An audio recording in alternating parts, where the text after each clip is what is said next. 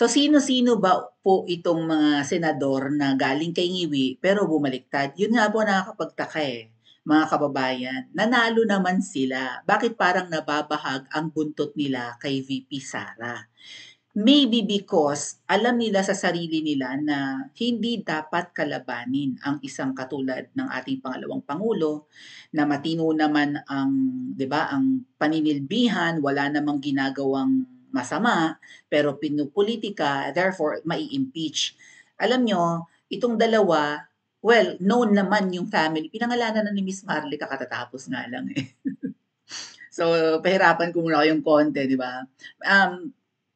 May kumontak kasi sa aming mga puting ahas at sinabi nila na nakipag-meet ang dalawang ito kay Green Eagle. Okay? Sa dalaga pa ba siya? Babaeng agila, sabihin na lang natin. Kay babaeng agila. Kilala nyo na yan, no? Babae at luntiang agila or Green Eagle. Yung anak nung haring agila. Gets? Nakipag-meet daw itong dalawa and nagpahayag sila na kaya naman daw sila sumama doon kay Ngiwi dahil nga gusto lang siguro nilang pakinabangan, no, yung alliance, 'di ba, yung pagsasama-sama ng mga partido. But of course, yung support naman po nila ay para kay Berde, 'di ba? So ngayon na nahaharap sa impeachment si Berde, eh, ibig sabihin ang boto niyong dalawa, huwag kayong mambubudol, dapat no yan. Right? No. Or, teka muna, baka mamaya ang boto nila ay yes. Right? Magdedesisyon na ang mga senador eh.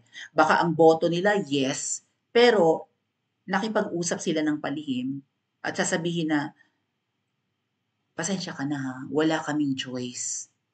Mamaya ko babanggitin kung ano ang reaction ni Verde sa kanilang pakikipag-usap. Alright? Pero parang ganun siguro, no? Alin kaya ang boto nila mga kababayan? Boboto kaya sila ng no? Therefore, nakipag-usap sila. Yung aming suporta ay sa'yo, wala kay Ngiwi. Kahit na doon kami, kahit nakipag-alliance kami. Kasi po, yung dalawa na yan, hindi naman talaga nabibilang sa partido ni Ngiwi.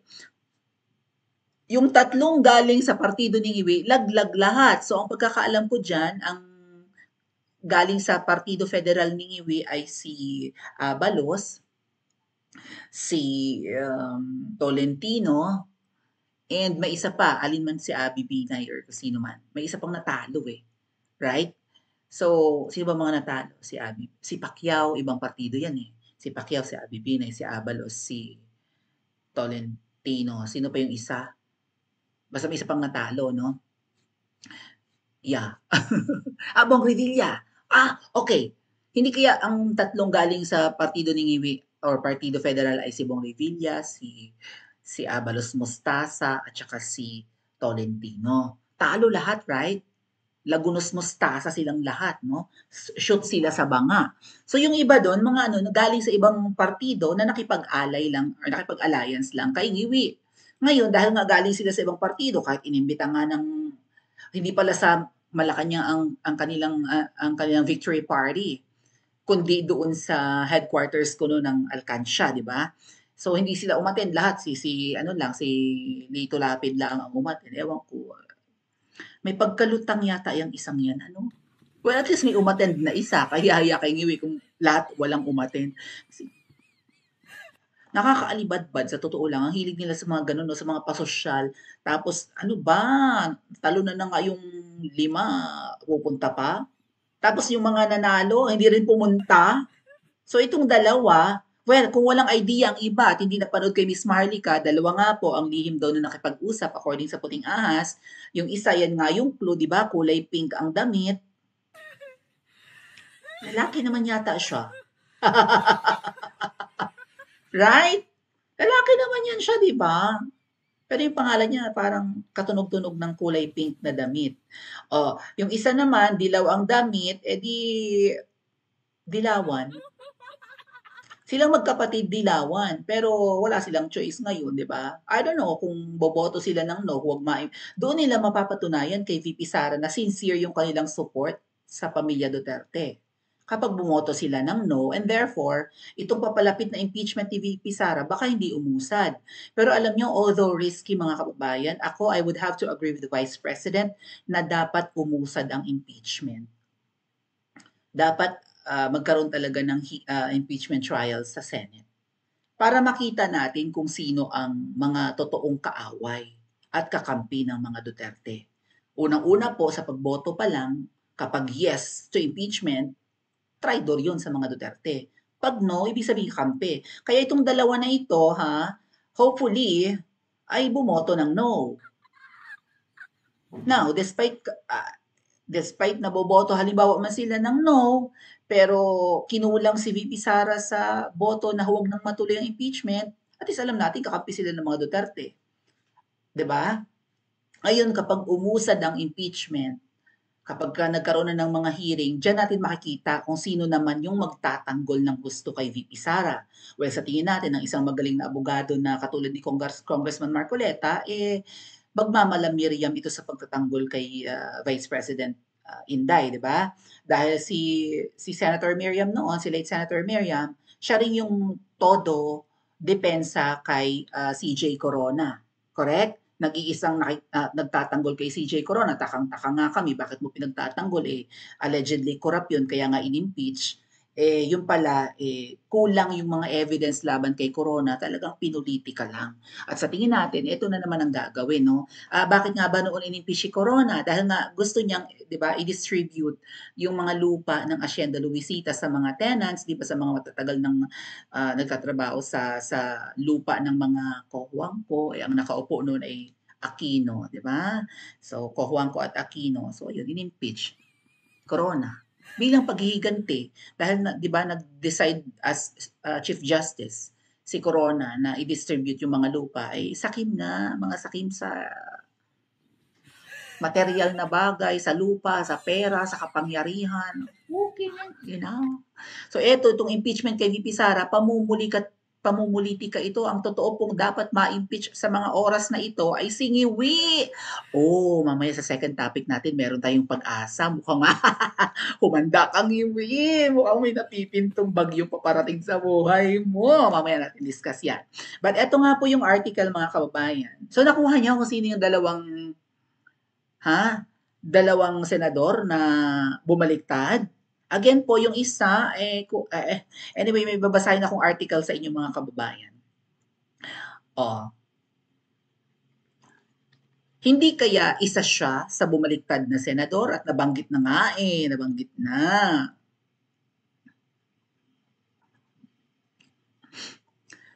Ang sabi ni Ping Kasi ang tawag sa kanya ni late Senator Miriam ay Pinky. Nagtataka talaga. Huwag na nating i-bash kasi kung Pinky man siya, fine, okay lang. Pinky rin naman ako, di ba? May pink palaka din naman ako, di ba? Pero tawag talaga sa kanya ni late Senator Miriam si Pinky. Bakit kaya siya tinatawag na Pinky, no? Sabi kasi ni Ping Lacson, most corrupt national budget, itong budget natin ngayong taon na wala na, ubus na, mga kababayan. Pag tinamaan kayo ng bagyong malala dyan sa Pilipinas na mala Yolanda, mala Undoy, mala Ulysses, good luck sa inyo, walang huhugutin ng gobyerno. Nanakaw na lahat. Nawaldas na lahat sa eleksyon. Kaya mangungutang yan ng bilyon-bilyon, utang lang ng utang, kam-kam naman. Walang project! Ang pukay ng ina, walang project! 20 pesos na bigas, budol. Senator Ping Lacson criticizes the 2025 General Appropriation Act o yung budget ngayong taon, calling it one of the most corrupt national budgets he has seen. Anong gagawin natin? Most corrupt na pala yung budget. 6 na trilyon, napakalaking pera niyan. Budget ng buong Pilipinas yan. Kinurakot. Anong gagawin natin? Tatanggapin na lang natin na ganyan.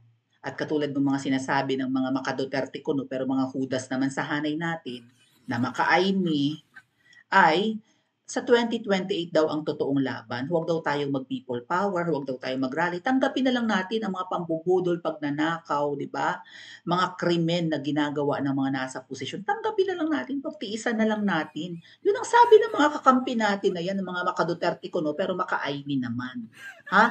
Ang totoong laban daw ay sa 2028 pa. Tiisin natin to. Pag may nanalo sa loto bilang pabuya doon sa mga baka bumaliktad ng mga nagkanta-talo-talong kongresista, di ba? Na, tapos hindi pa na-release yung pondo para sa kanila, para hindi bumaliktad. Baka manalo sa loto yung mga yan, poke ng ining. Hindi kaya si Pinky ang isa sa mga nakipag-usap kay VP? At ano kaya ang reaksyon ng Vice President? Alright? And then, pinost din, di ko sure, baka si Joe ay meron ding puting ahas, pero ito po yung post nga.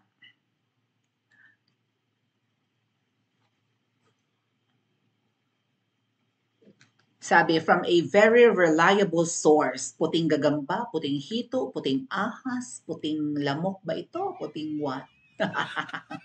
From a very reliable source, two Alyansa winners, Alyansa, ay talagang ano pala, Senador Ningiwi, at nanalo. So, sino sa mga yon? Kung aalisin natin si Camille at saka si Mangga, 5 na lang ang natitira. Sino yung mga nanalo sa alyansa? Right? Si Erwin Tulfo, si Ping Lacson, si Lito Lapid, right? Si Pia Cayetano, si Tito Soto. O, pili na lang kayo sa 5. So, dalawa raw. Dalawang alyansa winners ay nangulit makipag-meet kay VP sa pinangalanan pa nga. Berde pa ako ng berde, pinangalanan na pala. May dalawang senador singiwi na nanalo pero nakipag-meeting kay VP Sara or nakipag-meet kagabi. Detalyado. Ating. To explain their side and clear na they are against the impeachment. Okay? So pinaliwanag nila kung bakit sila nasa alyansa at nililinaw nila ayaw namin sa impeachment. Bawal pangalanan, sabi ni Joe. Napangalanan na ni Miss Marlica. Pili na lang kayo dun sa 5. Sooner na if pwede na, meeting lasted for an hour or mag-burn. So para siguro sila nag-aaleluya, no? So nakipag-meet ang dalawang ito, pinagbigyan ni VP ng 1 oras, tigka kalahating oras sila ng explanation. Ano para saan ang meeting na ito? Siguro gano'n yung, si Verde pa naman, di ba? Talagang ano yan.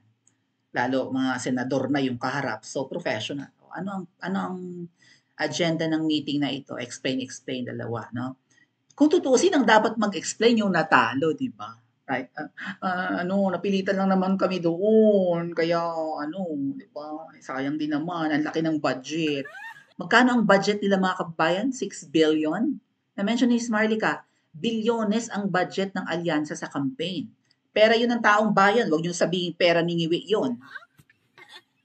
Sinayang ang pera. Winaldas. Talo naman ang kandidato. Hindi naman. Partida, dinaya daw yun Partida, meron na daw, di ba, presets of winners. Bakit? Naglaglagan pa yung 5. Sorry ka na lang, Pacquiao. Sorry ka na lang, Bong Revilla. Sino pa?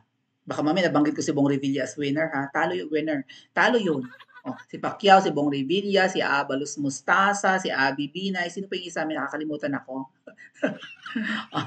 Tolentino. Nagkanda talo-talo, di ba? Ngayon, ano ang reaction ni Verde habang nagpapaliwanag ang dalawa?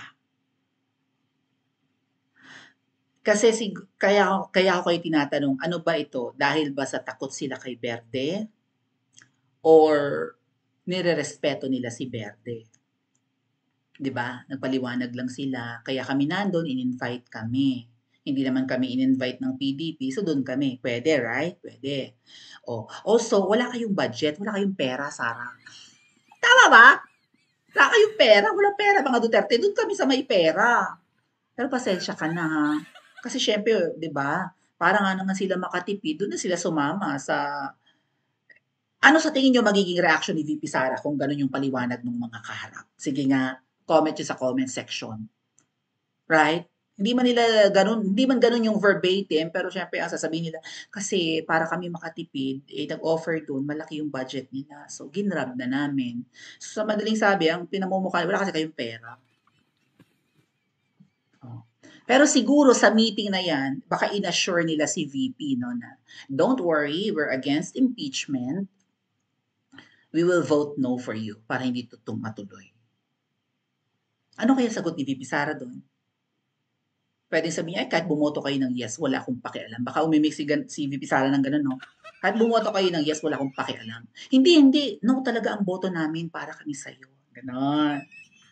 And then mamaya baka pagkaorasan, yes ang boto nila. Hindi, okay lang naman kasi ganito kasi ang magiging palusot mga kababayan, eh, even ang mga double agents, even ang mga maka-IMEI, baka mamaya si Mangga bumoto yan ng yes, eh. Tapos ang ipambobola sa inyo ng mga IMEI vloggers or IMEI-natics, sasabihin, "Hindi, gusto kasi talaga ni Sara na magkaroon ng impeachment trial kaya sumunod lang si Mangga." Baka gano'n 'no? Si VP Sara talaga ang may gusto nito, eh, 'di ba bilang kaibigan, eh, di bumoto na siya ng yes. Kinang ina ninyo.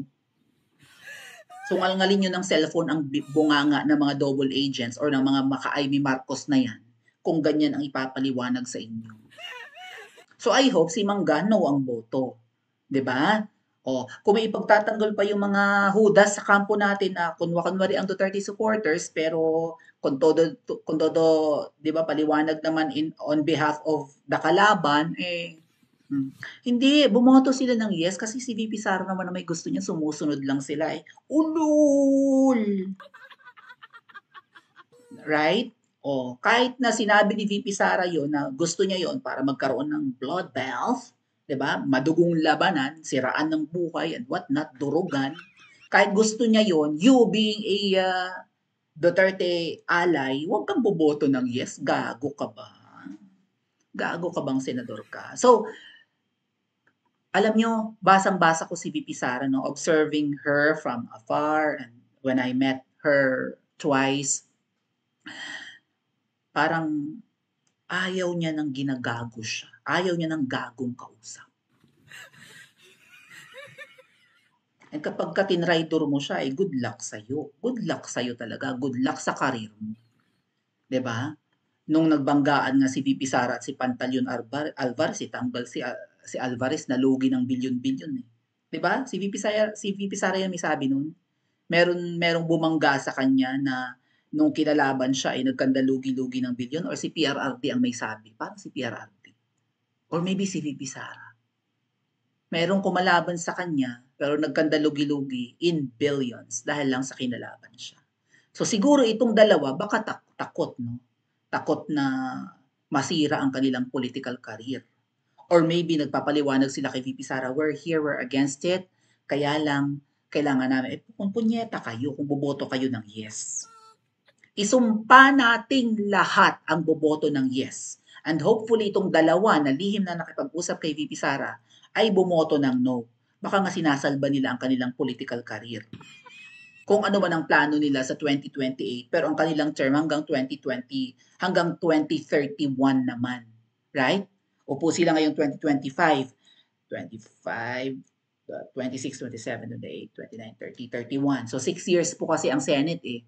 Lahat ng mga nanalo ngayon, kasama ito nakipag-usap kay VP Sara, ay hanggang 2031 pa namang uupo. Kung tutuusin, hindi nila kailangan magpaliwanag kay VP Sara at humingi ng, di ba, pribadong meeting, nag-leak nga lang. 'Di ba? Hindi nila kailangan makipag-usap kasi 6 years pa ang kanilang term, 'di ba? Pero siguro out of guilt, pwede no? Out of guilt and maybe strategic move and maybe boboto talaga sila ng no, maaga silang nakipag-usap na okay, against kami diyan, 'di ba? Pinakinabangan lang namin doon kasi maraming ang pera, makinarya, what not. So, para lang masiguro yung aming pagkapanalo, doon kami. Anyway, kumpleto naman na kayo diyan sa Duterte, 'di ba? O may nakuha pa kayong Mangga at Camille. So, naging 12 na kayo. Wala na kami, hindi naman kami nakaalis. Pero lahat kami gustong umalis. Baka ganun ano. Now for the reaction of the Vice President. Ito yung sabi ng puting ahas mga kababayan. Tahimik lang daw si Verde. Siguro nakinig lang, tumango lang. Okay. Alright. Wala daw reaction si Verde. Nakikinig lang. Kumbaga siguro ang mensahe ni Verde go ahead, sige, magsalita ka. Okay, fine. Nakikinig ako. Pero ang lahat ng sasabihin mo ngayon sa'kin, "Wag mo akong bubudulin, wag kayong budol, wag kayong gagong kaharap. Lahat ng sasabihin niyo ngayon sa'kin pangatawanan niyo 'yan, panindigan niyo 'yan." Right, baka gano'n 'no? Okey, kinig lang. Gano'n pa naman 'yang si VP Sara, tahimik lang. Pero siyempre 'di ba ina-analyze niya ang ano mo, hindi lang salita mo, yung mannerism, inoobserbahan ka niya, 'di ba? Makikinig 'yan, wala daw reaction. So, dagdag pressure 'yun sa dalawa, 'di ba? Na hindi hindi niyo kayang utuin, hindi niyo kayang bulahin, hindi makikipagplastikan ang Vice President na kunwari, "Okey, salamat ng marami." Tahimik, nakikinig lang. At natapos ang 1 oras. Ano kaya ang tumatakbo sa isip ni VP Sara at ano ang magiging boto ng dalawa? Pa-comment po sa comment section at mag-like and subscribe din po kayo.